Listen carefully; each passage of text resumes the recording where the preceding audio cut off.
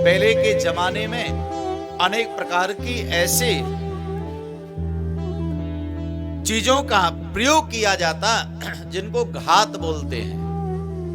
आपको पता नहीं है, आप अपने कार्य में संलग्न हैं महाराज, लेकिन किसी ने आपके नाम से कोई घात कर दी, और उसमें भी अनेक प्रकार के हैं। कोई होता है मारणम।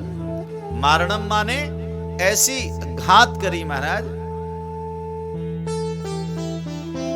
जिसे हमारी यहां भाषा में मूठ कहा जाता है, जो किसी के समाप्त करने के लिए चलाई जाती है या किसी तांत्रिक के द्वारा कराया जाता है, तो उसका नाम है मारणम। अगर जिसके नाम से करी जाए वो व्यक्ति मर ही जाएगा। एक दूसरा होता है मोहनम। मोहनम में क्या होगा? आपका शत्रु है, लेकिन ऐसा आपने कुछ प्रयोग कर दिया कि वो फिर आप जैसा कहेंगे वो वैसा ही करेगा। वो है मोहनम। उच्चाटन। उच्चाटन का महाराज प्रयोग करवा दिया जाए तांत्रिकों के द्वारा, उच्चाटन व्यक्ति में हो जाता है। घर में पहुंचे तो घर मन नहीं है, ऑफिस गए तो वहां मन नहीं है महाराज। अगर किसी एक काम में लगे तो बस वही धक बन गई, तो ऐसा उच्चाटन हो गया, तो ऐसी अनेक वेदनाएं शरीर में उत्पन्न हो गई, उसे कहते हैं उच्चाटन। लेकिन भैया अब घबराने की आवश्यकता नहीं है। जो श्री गणेश महापुराण की कथा श्रवण कर रहे हैं उनके लिए मैं कहना चाहूंगा, यहां पर लिखा है मारणं मोहन स्तंभ उच्चाटन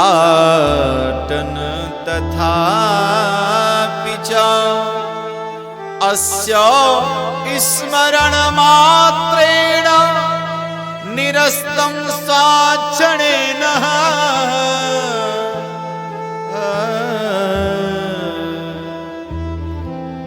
यहां पर लिखा है, जो भगवान श्री गणेश जी की कथा को सुनेंगे अथवा कहेंगे, उनके ऊपर कोई भी शत्रु मारण, मोहन, स्तंभन, उच्चाटन इत्यादि क्रियाएं जो करवाएगा, वो सारी क्रियाएं विफल हो जाएंगे।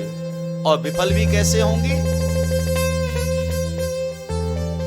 इन क्रियाओं का एक प्रतिफल और रहता है कि देखो, जिसके नाम से चलाई अगर वहां से लौट के आ गई तो जिसने चलवाई उसे समाप्त कर देती हैं। ये और बात रहती है महाराज।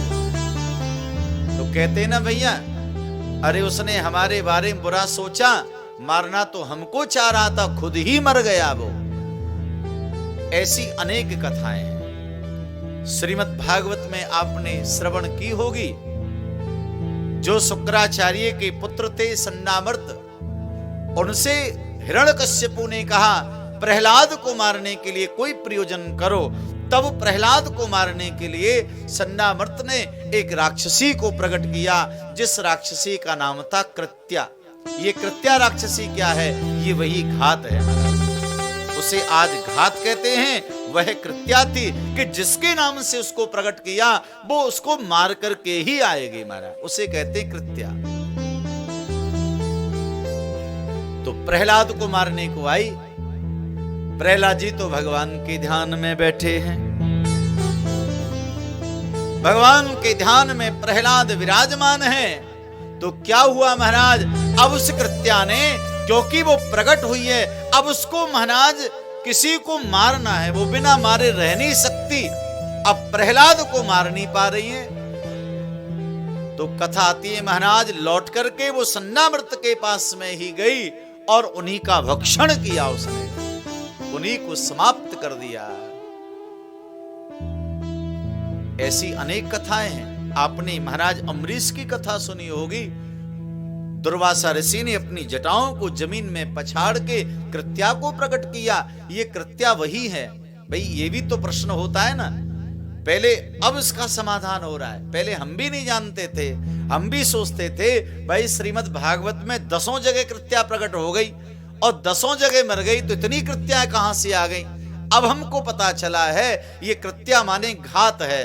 वो लोग जो हैं क्रोध के आवेश में आकर के सामने वाले को समाप्त करने के लिए उस कृत्या को मानो मारण जो शक्ति है उसे प्रकट करते थे महाराज।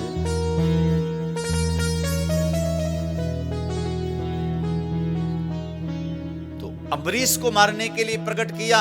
अम्बरीश ऐसे खड़े रहे तो क्या हुआ, भगवान का सुदर्शन प्रकट हो गया और उसने कृत्या को समाप्त कर दिया। सुदर्शन माने भगवान की कृपा। तो जो गणेश जी की शरण ग्रहण करते हैं उनकी रक्षा भगवान श्री गणेश जी महाराज स्वयं करते हैं।